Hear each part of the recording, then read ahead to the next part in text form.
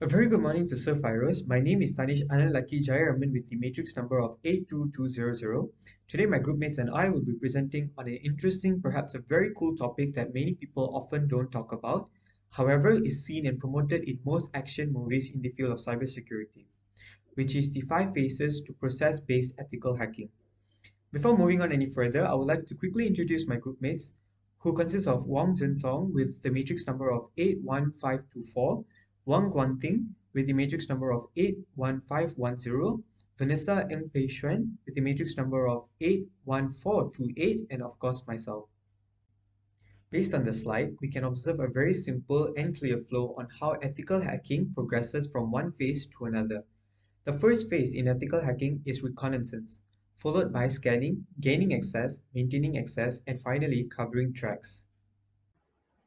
Hello, I am Wong Chen Chung, and today I'm going to explain about the first one of ethical hacking, which is reconnaissance. Reconnaissance is the first step of ethical hacking. And do you know? Reconnaissance is the information gathering stage of ethical hacking, where you collect data about the target system. This data can include anything from network infrastructure to employee contact details. The goal of reconnaissance is to identify as many potential attack vectors as possible. Furthermore, reconnaissance consists of three groups and two types of footprinting, which we will discover in the next slide. Reconnaissance is the preparatory phase where we collect as much information as possible about the target. Reconnaissance is usually collect information about three groups as we had stated earlier, which is network, host, and people involved. Oh yeah, I remember that I have promised in the last slide that I will explain about types of footprinting. So now it's time to pay it off. There are two types of footprinting, which is passive and active. For passive footprinting, it is attempting to gather data about the target without having direct access to the target. This entails gathering data from public websites, social media, and etc. For active footprinting, it is connecting with the target directly to learn more about them. For example, scanning the target with the Nmap tools. So far, do you even wonder what's going on in reconnaissance? Oh, in this presentation, I assume everyone wants to know what's going on in reconnaissance. So step 1, assemble incipient information and select the network's coverage area. Step 2, recognize all running device and hence obtain the operating system being utilized and mark the working firmware specifically. Step 4, disclose the service used at ports, and finally, recognize the network diagram. For now, I have finished my sharing, and now I will pass to my friend Wang Guanting. Hello, my name is Wong Guanting. Now I would like to introduce the phase 2 of the ethical hacking, which is scanning. The scanning is the process to testing the networks and the machines to identify the potential attack surfaces. Scanning also gathers the information on all the machines, users, and services within the network using the automated scanning tools. There are three types of scanning, which are port scanning, vulnerability scanning, network mapping. For the first type of scanning, which is port scanning, it aims to identify any open ports on the networks. Since, as we know, there are many different port numbers used by different protocol and also provide different usage. For example, for the port number 20, the usage is File Transfer Protocol, FTP. That means we can upload the files or download the files by using the web browser, which is Google Chrome. Another example is port number 25, as we can see, which are used for the Simple Mail Transfer Protocol, SMTP, that allows us to send the emails. After we use the port scanner to process the port scanning, there are three types of port scan results, which are open, cross, and filtered. For the result open, it means that the target is received the request and is listening on that port. For the result of cross, the target received a request, but there is no service listening on that port. For the final one, filter, it means that a request packet was sent, but the host did not respond any and is not listening. For the second type of scanning, which is vulnerability scanning, it is a process of locating and determining weaknesses in the software and services of the targets. There are two approaches, which is an authenticated scan. This one, it performs the scan, we have trusted access to the network.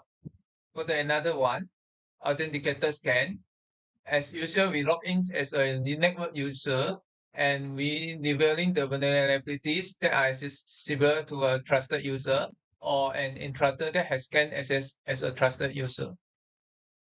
Network mapping is the last type of the scanning. It is a process in discovering the network topology, such as the star topology, bus topology, including the host information, servers, routers, and firewalls within the host network.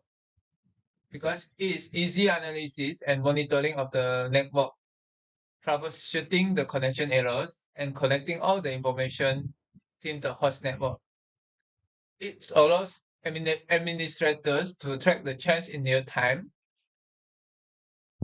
That's all for my parts. I would like to invite Vanessa to continue the third phase of ethical hacking. Thank you. Good morning, my name is Vanessa Ng Passion and my metric number is 8142X. Today, I will present the third phase of the ethical hacking process, which is gaining access. In this phase is where the real hacking occurs. The hacker will use the vulnerability discovered in the early two phase to attack and enter into the target system. The method of connections used by a hacker to damage the system are local work area network, either wire or wireless. The second one is local PC access, and the third one is internet or offline.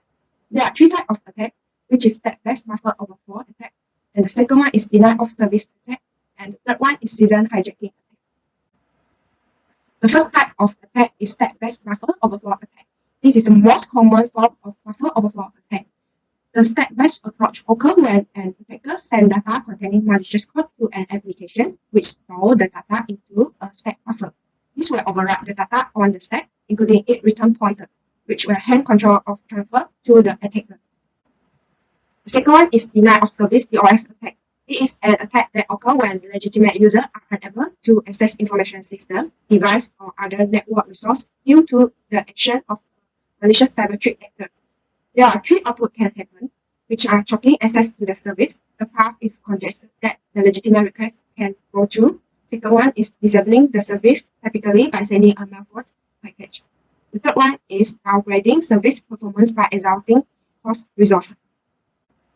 The third type of attack is season hijacking. A season hijacker can take control of a user's season in several ways. One common method is to use a attack sniffer to intercept the communication between the user and the server, which allows the hacker to see what information is being sent and received. They can then use this information, log into the account or access sensitive data. Season hijacking can also be performed by developing malware to infect the user computer. This gives the hacker direct access to the machine, enabling them to then hijack any active season. The next phase of ethical hacking is maintaining access. Once the hacker has gained access to the system or network, he will maintain that access for further attacks. The hacker will use this target system as a LAN patch so that he can scan other systems and can then match them for an additional attack. The hacker will harden the system that has access to avoid other hacker or security personnel from entering or accessing it. There are three tools to maintain access of systems, which are backdoors, rootkits, and trojans. In cybersecurity, a backdoor is anything can allow an outside user into your device without your knowledge or permission. Any malware that provides hacker access to your device can be considered a backdoor. These include rootkits, trojans. It can be installed in the hardware or software of your system. For rootkits are malicious software that give hacker full administrator right to your PC. There are 5 types of rootkits, which are application rootkits that are intended to replace the file of the application to modify them. Second one is kernel rootkits that could add or replace the core system files. The third one is rootkits. It trains the startup of the operating system by modifying boot sector. The next one is memory rootkits. Such rootkits can perform the payload from the random memory, hide it to avoid detection. The last one is firmware and hardware rootkit. It can use hardware or firmware to attack. Firmware codes are not usually checked for infections, and that's how they avoid detection. The next one is Trojan. It is also a malicious file which are used by the attacker to create a backdoor without the knowledge of the user. It usually deletes or repress operating system critical files, steal data, send notification to remote attacker, and remotely control the target. Trojan usually hide behind a general code or program or file to avoid getting knocked by the user.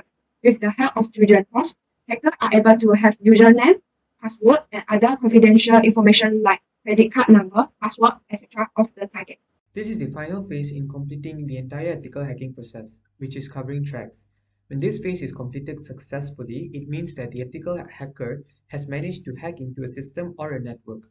Hence, the hacker could have inflicted as much damage as possible and has managed to leave the system without a trace. In this phase, they are required to cover their tracks throughout to avoid detection while entering and leaving a network or a server.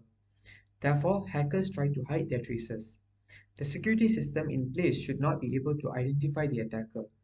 This is achieved by attempting to erase all evidence of an attack.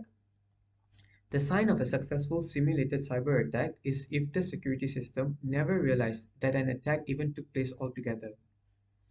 There are several measures that an ethical hacker takes to hide and remove his presence completely, which is by deleting all logs, corrupting logs, modifying certain values of logs or registries, deleting all the folders that have been created by the ethical hacker, uninstalling all the applications.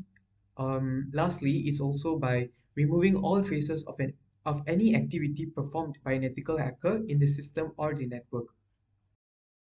To summarize our presentation, we have discussed in depth on the first phase, which was reconnaissance phase.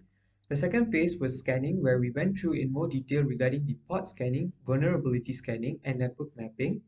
Next, we looked into the third phase, which was gaining access, where we discussed on stack-based buffer overflow, denial of service attacking, or also known as DOS attacking, and session hijacking.